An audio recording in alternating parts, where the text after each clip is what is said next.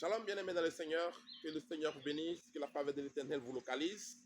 Aujourd'hui, nous voulons parler de Actes 1, le verset 8. La Bible déclare que vous recevez une puissance et vous serez mes témoins. Alléluia. Qu'est-ce que c'est merveilleux. Mais jusque-là, il y a des gens qui ont reçu la puissance du Saint-Esprit. Il y a des gens qui ont reçu cette puissance, des enfants de Dieu qui ont reçu cette puissance, mais qui toujours continuent de dormir. Ils ne font rien avec cette puissance qu'ils ont reçue. Il dit, vous recevez une puissance et vous serez mes témoins. Amen. Qu'est-ce que tu fais de la puissance que Dieu t'a donnée?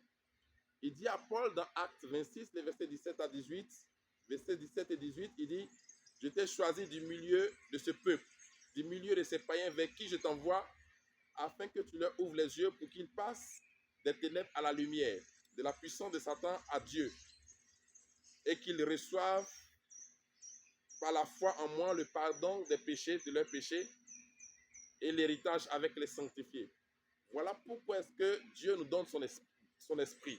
Voilà pourquoi est-ce que Dieu nous envoie sa puissance, pour que nous soyons ses témoins, pour que nous partions témoigner de sa part, pour que nous partions parler de son nom à ceux qui sont encore dans les filets de Satan, à ceux qui sont encore dans l'esclavage de la mort, à ceux qui sont encore dans l'esclavage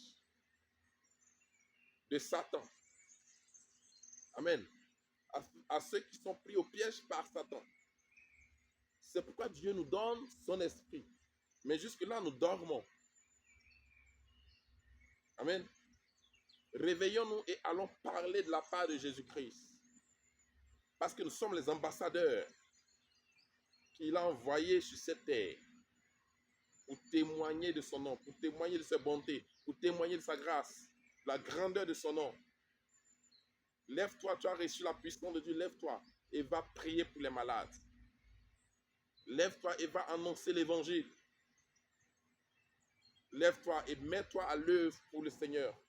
C'est ce qu'il attend de toi, bien-aimé de Dieu. Ne dors plus, parce qu'il ne nous reste plus assez de temps.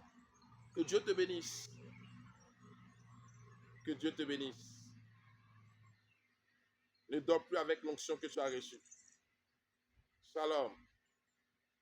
Excellente journée à vous.